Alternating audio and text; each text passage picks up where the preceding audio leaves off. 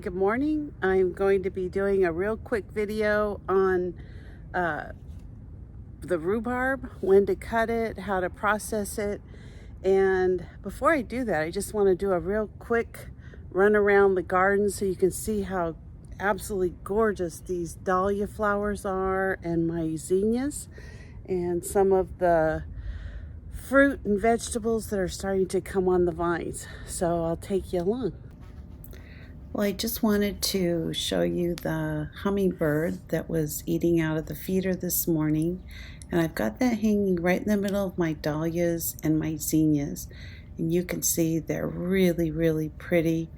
I've never grown dahlias before, but they're really a breathtaking flower. But the real beauty in this garden is these dahlias. I had no idea they were this big. They're just absolutely huge. But here's the rhubarb that we're going to be processing this morning. It's, as you can see, got a lot of stalks. So I'm going to be cutting some of those back. Not all of them, but some of them. This is an ancho pepper. I don't know if you can see. I actually have a pretty nice pepper on here. And I've got some Jimmy Nardellos. Now, these haven't turned red yet. They're still green, but you can see there's just tons of them on the vine. Look at all these.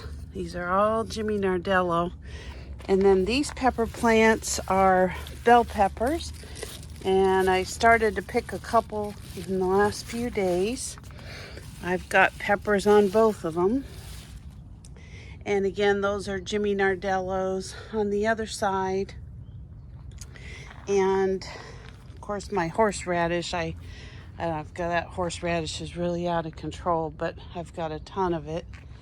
And then over here, I've got some tomatoes and tomatillos. Now the tomatillos are just pretty much taking over this bed, but I do have some tomatoes growing. As you can see, I've got some little tomatoes starting to set.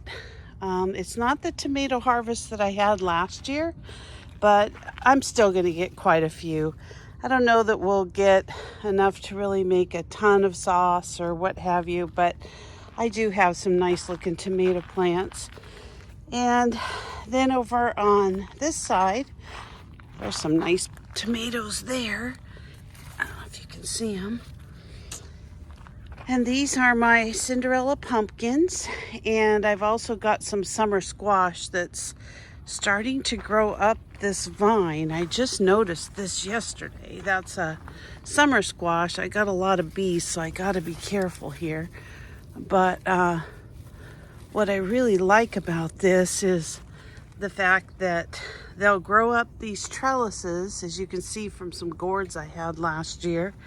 And they do really well. There's a lot of bees, so I'm going to kind of step away. Again, these are some tomatoes. I haven't done a real good job at staking them, so I might work on that a little bit later tonight. And then I've got beans growing. I love to grow beans. I've got yellow wax beans and some stringless green beans. And some kale, which I've got a squirrel right now that's gotten into this kale bed, but I'm going to do a whole nother video on this squirrelinator that I bought. So I was going to be taking this kale out, just processing it and taking it out in the next week or two, but I think I'm going to leave it until I can catch those squirrels. Look at the hummingbirds. Aren't they beautiful? They're so beautiful. So anyway, that's what I've got today. So I'm going to show you the rhubarb and we'll go from there. So this is the rhubarb that I'm going to be processing. So this is the rhubarb that we're going to be processing.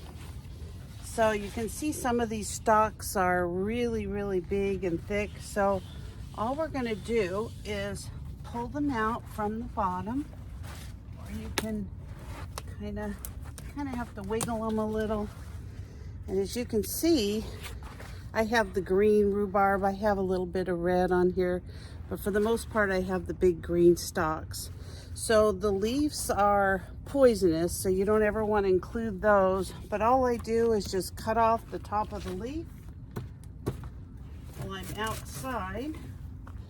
And then I take that into the house and I process it for the day. So I'm going to be doing a little bit of this. And I don't take all the rhubarb stalks out, but I do take quite a few. I want them to keep producing as much as possible.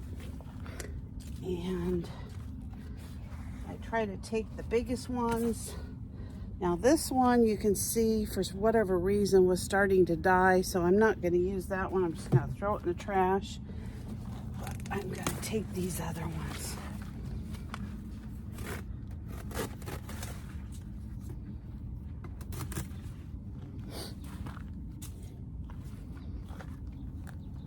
I've actually got 2 rhubarb plants here, and they're really healthy. These come back every year. I've had them now, I think this is my 3rd year with this rhubarb, and it's so good. I actually have a what is it called? It's a food, it basically pulls all the air out when you're trying to freeze something, and a food saver. So I use that, and I clean everything, I cut it all up, and then I process it. So let me finish this, and then I will take everything in the house and show you how I clean it and go from there. So as you can see, I was able to get quite a bit of rhubarb just off of these 2 little plants. The one plant I left a few stalks on, they'll get a lot of nice sun. The other one I pretty much took off. It had a lot of ripe rhubarb stems, and then along the bottom it looked like it wasn't getting a whole lot of air. I've got another rhubarb. Actually, I've got 2 more plants on the other side. This will help them get a little bit more air. So now I'll show you how I process it. So as you can see, I've got quite a bit of rhubarb that I need to take care of this morning. So basically what I'm going to do is clean it, and then I'm going to let it dry, put it in the refrigerator. And then this afternoon, I'm going to cut it into little pieces when I know the rhubarb is dry, and I'm going to package it up for the freezer. So I'll show you this step, and there we go. So if you notice that the stems are too long, basically what I do is I just kind of cut this, it's kind of a papery edge. I just cut off the end of the rhubarb like that. And because these are so long, I'm gonna just cut them in half, like so. I'll do another one so you can see this one doesn't have much on the end, so all I'm gonna do is kind of cut it at a diagonal. Then I'm gonna cut it in half and put it in to clean it. So let me finish this, and I'll show you what I do to let it dry. So to clean the rhubarb, I actually have a little vegetable brush that I use, and I just get it nice and clean.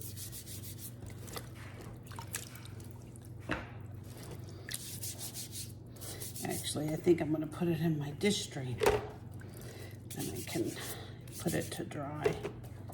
I just want to make sure that I get all the dirt off. I've already cut all the rhubarb in half. I've cut off those little stems that, you know, have that papery piece that goes directly to the plant. And so I'm gonna get this done, and then I'm gonna lay them all out to dry. So this is how I lay the rhubarb out to dry. I just try to get it as single file on the paper that I can. I'm gonna go pick up my grandkids for a little swim this morning, so by the time I get back, it'll be dry enough that I can put it in the refrigerator, and I will just roll it up in some drier paper towels.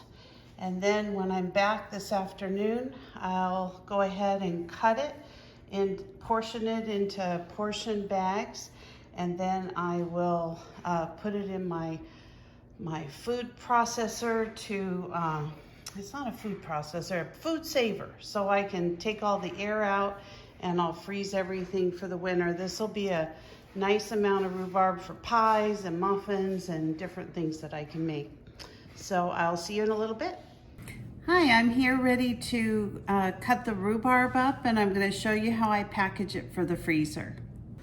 So I have a whole bag of rhubarb that I'm going to be cutting up and measuring, and then I'm going to be putting it into bags and sealing them. So let me just show you the size that I cut these up in. I basically take an average size stalk and I just cut it into like kind of, I don't know, 1/4 inch slices. And then all I'm gonna do is move these little pieces into a measuring cup.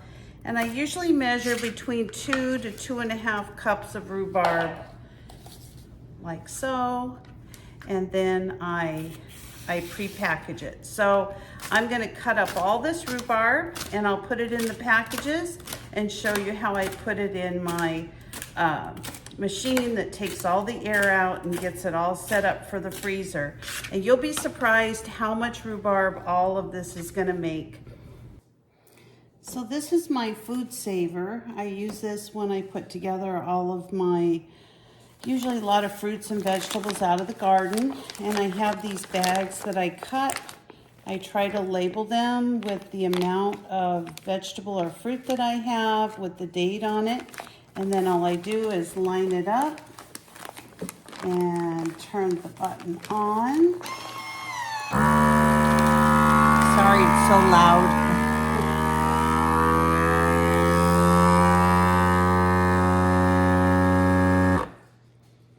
And then as soon as the red light goes off, the bag will be sealed. I actually seal both ends.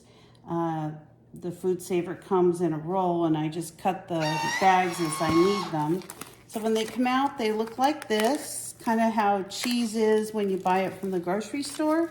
And these will last a year, 1.5 years, sometimes 2 years because all the air is taken out of them. So I'm going to show you all the rhubarb that I have done just as soon as I get the last bag sealed.